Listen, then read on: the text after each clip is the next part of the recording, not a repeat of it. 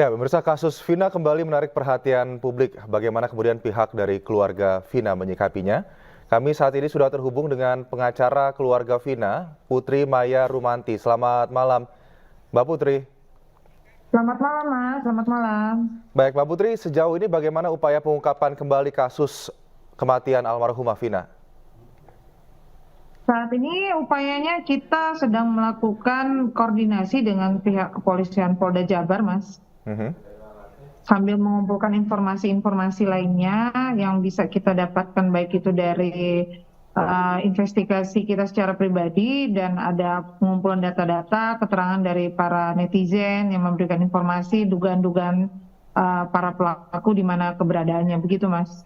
Luar biasa sekali ini perhatian publik terhadap pengungkapan kasus kematian Vina. Bagaimana sebetulnya tanggapan dari pihak keluarga, kuasa hukum terkait dengan ada yang mengatakan bahwa ini ada rekayasa kasus, bahwa sebetulnya kuasa hukum dari terpidana mengatakan ini juga ada dugaan bahwa kematian Vina adalah kecelakaan tunggal.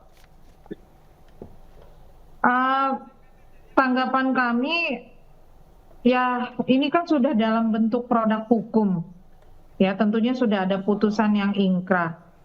Kalau seandainya dikatakan itu ada penolakan dalam artian mereka tidak mengakui, ya itu sah-sah saja gitu, Mas. Tapi kan saat ini kan sudah ada putusan hukum yang ingkrah, yang berkekuatan hukum tetap, yang menyatakan bahwa mereka adalah pelaku yang melakukan dugaan pembunuhan tersebut. Jadi kita nggak bisa berasumsi lagi mereka tidak salah, mereka memang bukan pelakunya, tidak bisa lagi berbicara seperti itu, Mas. Tapi memang ini ada pendapat ataupun fakta-fakta yang nampaknya yang ditemukan oleh tim kuasa hukum terpidana, kejanggalan-kejanggalan yang didapatkan. Salah satunya mungkin saya bisa mengutip dari yang beredar luas terkait dengan fakta-fakta yang didapat di lapangan, laporan penyidik, teknologi CCTV yang direkayasa, kemudian juga ya satu hal lagi yang merasa bahwa ini bukanlah sebuah pembunuhan tapi kecelakaan tunggal. Sebetulnya bagaimana kemudian keluarga dari Vina sendiri merespon hal ini? Bagaimana perasaan mereka? Bagaimana, Mas? Ya, ada beberapa hal terkait dengan kematian Vina yang nampaknya tidak diiyakan oleh kuasa hukum terpidana yang saat ini sudah berada di balik jeruji besi terkait dengan fakta-fakta di lapangan. Yang salah satunya juga mengatakan teknologi CCTV direkayasa, kemudian juga merasa ataupun mengatakan bahwa kuasa hukum ini merasa mereka bukan pelaku tapi diciduk bersama-sama begitu. Lalu kemudian digiring opini publik menjadi sebuah kasus pembunuhan. Tanggapan kami sebagai kuasa hukum dan juga pihak keluarga menyerahkan kembali kepada aparat penegak hukum, dalam hal ini kepolisian Polda Jabar, karena kami tidak bisa berasumsi, Mas, tidak bisa menduga, tidak bisa mengatakan itu tidak benar, karena yang melakukan pemeriksaan, kemudian yang melakukan persidangan itu adalah lembaga, gitu. Jadi ya kita ikuti saja aturan hukumnya, karena memang sudah ada keputusan, gitu. Jadi kami tidak bisa mengatakan itu tidak benar. Kami malah bersyukur kalau memang benar itu 8 orang pelaku adalah benar, dan kenapa harus sekarang ini baru diungkap kalau mereka tidak melakukan itu. Gitu. Jadi jangan sampai juga menggiring opini seolah-olah APH ini melakukan kesalahan-kesalahan dalam proses penangkapan, pemeriksaan. Ini kan nggak baik juga karena sudah terjadi produk hukum, Mas, sudah terjadi putusan yang ingkrah gitu. Jangan sampai menimbulkan cerita-cerita lagi, menimbulkan suara sumbang yang tidak baik untuk institusi. Oke, mungkin Mbak Putri bisa kembali menceritakan bagaimana kemudian awalnya pada tahun 2016 kematian Vina dan juga Eki pada saat itu, yang awalnya ini dikatakan ini adalah kematian kecelakaan tunggal, lalu kemudian berkembang menjadi pembunuhan yang dilakukan oleh 11 orang anggota geng motor.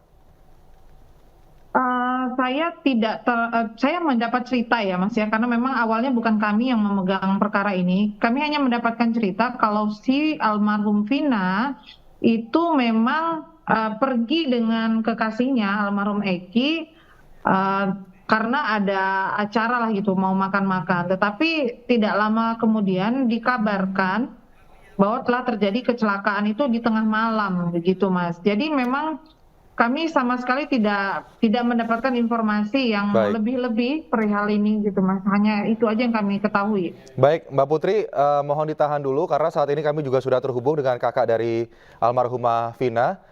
Mbak Marliana, selamat malam. Selamat malam. Terima kasih atas waktunya bersama kami, Mbak Marliana. Bagaimana mungkin bisa diceritakan, tadi sedikit Mbak Putri menjelaskan terkait dengan kasus Vina. Pada awalnya ini adalah diduga kecelakaan tunggal, namun kemudian seiring dengan berjalannya kasus ditemukanlah bahwa ini adalah pembunuhan yang melibatkan 11 orang anggota geng motor. Kronologinya seperti apa pada saat tahun 2016 itu, Mbak Marliana? Kronologinya itu ada yang datang ya. Awal ada yang datang memberitahu bahwa almarhum itu kecelakaan. Lalu bapak dan kakek itu menuju rumah sakit. Di rumah sakit itu almarhum sudah kayak apa masih nazal itu loh mas, terakhir gitu kan. Terus nggak lama datang, almarhum meninggal. Mbak Marliana, mohon maaf sebelumnya, namun mungkin bisa didekatkan mikrofonnya Mbak, karena suara Mbak Marliana terdengar agak kecil. Ya sudah. Ya, silakan Mbak. Terus sama bapak sama kakek kan dibawa pulang tuh, almarhum dibawa pulang, dimandikan, terus dikebumikan. Hari ketiga saya ngambil HP almarhum. HP almarhum itu dengan kondisi yang masih bagus mas, nggak ada lecet, nggak ada remuk, retak, itu nggak ada. Saya di situ mulai curiga tuh, kok aneh ya logikanya. Kecelakaan yang sampai segitu hebatnya, tapi HP nggak kenapa-kenapa. Terus saya lanjut tuh lihat motor. Coba dong saya lihat motor, itu motor pun sama. Nggak pecah, nggak remuk, itu sama. Sampai akhirnya saya sama keluarga pulang ke rumah kan. Kita tanya-tanya sendiri gitu kan. Mbak Marliana, terkait dengan tersangka terpidana yang sudah ada di penjara saat ini, bagaimana kemudian pihak keluarga menyikapi 3 orang yang saat ini masih dalam daftar pencarian orang atau buron? Menyikapinya sih sangat disayangkan ya, 8 tahun kok belum ada titik terang tentang DPO ini. Apa yang kemudian dirasakan atau apa yang diasumsikan oleh pihak keluarga terhadap 3 orang yang saat ini masih buron? Kami mah hanya bisa pasrah ya Pak waktu itu.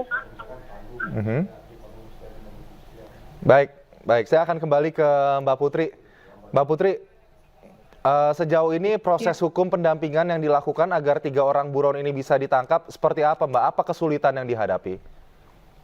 Sejauh ini kami baru berkoordinasi saja Mas dengan pihak penyidik. Kami belum melakukan upaya hukum apapun. Mungkin kami minggu besok baru akan datang ke Polda Jabar ya Mas, untuk menanyakan perihal kelanjutan kasus ini Mas. Baik, lalu bagaimana penelusuran? Apakah sudah ada kabar terkait keberadaan? Karena simpang siur juga terdengar di media sosial, begitu netizen juga mencoba membantu mencari, begitu bahwa ini sudah ada orang-orang yang diduga terpidana ataupun tersangka dari pembunuh Vina ini ada di suatu lokasi, ada di Jakarta, ada Cirebon, bagaimana Mbak? Apakah sudah ditelusuri juga? Kalau perihal tersebut memang kami mendapatkan informasi juga Mas. Mengenai penelusurannya kami belum melakukan apapun karena itu memang seharusnya adalah upaya dari kepolisian ya, bukan upaya dari kami. Tapi kami juga tidak menutup kemungkinan akan berupaya juga membantu melakukan pencarian ketika kami memang benar-benar mendapatkan alamat atau petunjuk yang jelas gitu. Karena kan saat ini masih simpang siur. Ada yang mengatakan di Makassar, ada yang bilang di Hong Kong, ada yang bilang di Jakarta, dan wajahnya juga kan kita belum tahu pasti ini yang mana sebenarnya 3 DPO ini. Baik, saya ke Mbak Marliana. Mbak Marliana, untuk DPO sendiri mungkin kalau saya boleh menanyakan ini, apakah keluarga mengetahui bahwa sebelumnya pada tahun 2016 silam begitu, apakah keluarga pernah mendengar bahwa para tersangka ini ataupun buron ini memiliki hubungan pertemanan atau semacamnya dengan Vina dan Eki? Belum sih, keluarga nggak tahu informasi apa-apa tentang 3 DPO ini. Baik, Mbak Marliana, bisa mungkin Mbak Marliana berikan kepada kami sedikit bagaimana keluarga sendiri saat ini semangatnya untuk kemudian mencari pelaku dari pembunuhan Vina dan Eki ini sudah 2016 sampai 2024, artinya sudah bertahun-tahun kasus ini nampaknya diabaikan, namun sekarang dibuka lagi, publik kembali terbuka matanya. Apa harapan dari keluarga sendiri dan bagaimana semangatnya untuk tetap mencari titik terang dari kasus ini? Saya sangat semangat, Mas. Saya sangat semangat untuk yang mencari 3 DPO ini. Apalagi sekarang hampir semua mendukung gitu kan. Jadi sangat keluarga juga sangat terharu, sangat optimis, sangat-sangat, Mas. Baik, Mbak Marliana, Mbak Putri, terima kasih atas bincang-bincangnya dengan iNewsroom. Pada malam hari ini kami sangat-sangat berharap bahwa kasus ini bisa menemukan titik terang, bahwa mereka yang mungkin sudah pergi tetap bisa merasakan ataupun mendapatkan keadilan. Terima kasih Mbak Marliana, Mbak Putri, selamat malam. Malam.